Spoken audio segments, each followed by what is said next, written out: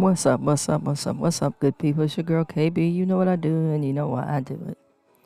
I took a break and I spent a little time chit chatting with one of my housemates. She lives on the upper level. I live on the lower level of the house, and we talk on occasion. And this was a real, honest to goodness talk. I enjoyed the conversation.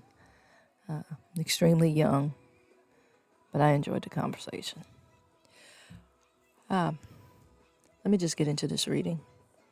Today is Sunday, July 2nd, and it's 5:02 in the p.m.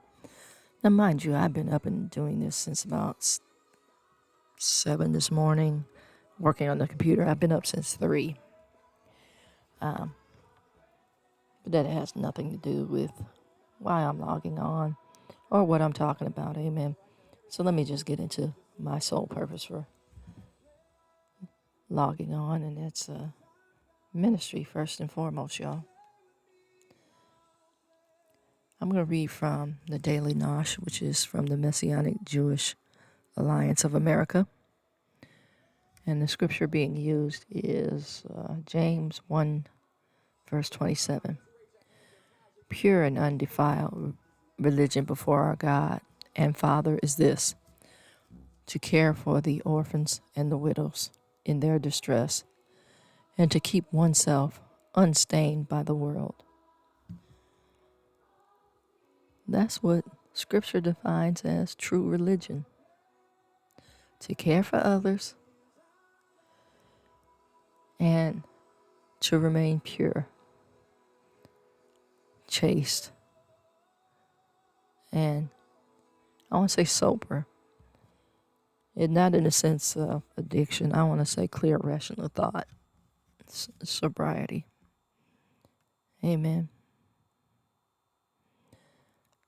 This is living our lives by God's moral standard and selfless endeavor. That is caring for those less fortunate is true godliness. This is a lifestyle choice that should undergird and define our lives as followers of the God of Israel and the Messiah Yeshua. It is also a true measure of spirituality in ourselves and others. Okay. You do it because it's placed on your heart to do, not because it looks good before man. And you've heard me share that our definition of love is a transactional experience. If you do this for me, I'll do that for you. It's not pure anymore. We've gotten away from the purity and the purpose. What do we really like or consider that's undefiled? Have you asked yourself that question? We've gotten to a place and a position in this world and in our walks of lives where, we're kind of like the FDA. We'll allow a certain amount of whatever impurity and still consider it pure. Is that what God is saying here? I think not. I'm going to share an experience. And this is on a real personal note.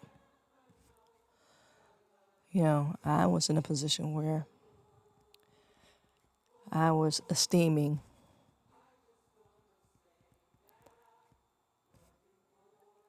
and the individual had no esteem for themselves. In other words, I elevated them higher than they saw themselves. And I got upset when that standard wasn't met because I knew that it was, there was, the person was capable of achieving. But because they didn't see themselves there, they didn't. And they didn't try.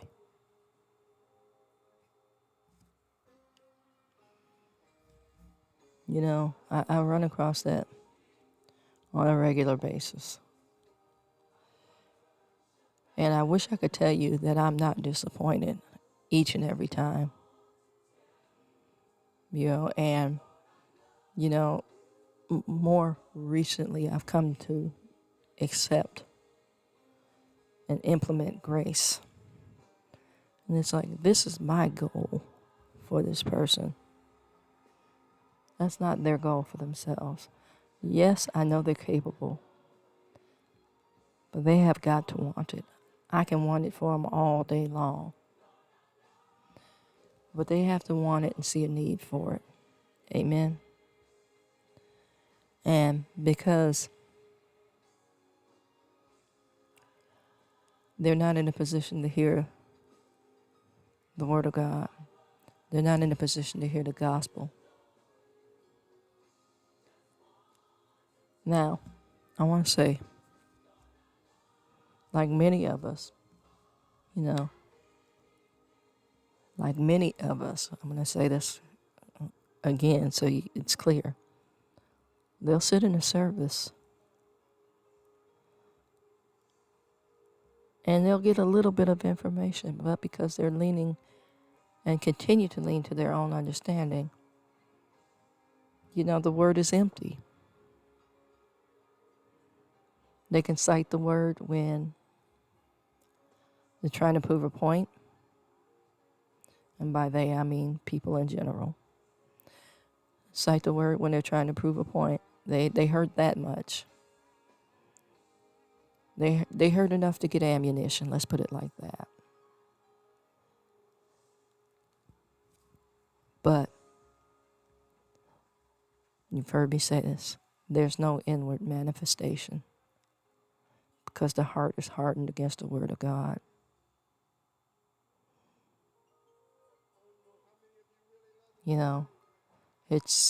I'll sit in service, I'll hear the word, but then I'll argue in my head, as the enemy did in the garden. Surely the Lord didn't say this, or surely the Lord didn't mean that, which opens the door to go back to familiar patterns of behavior. Amen.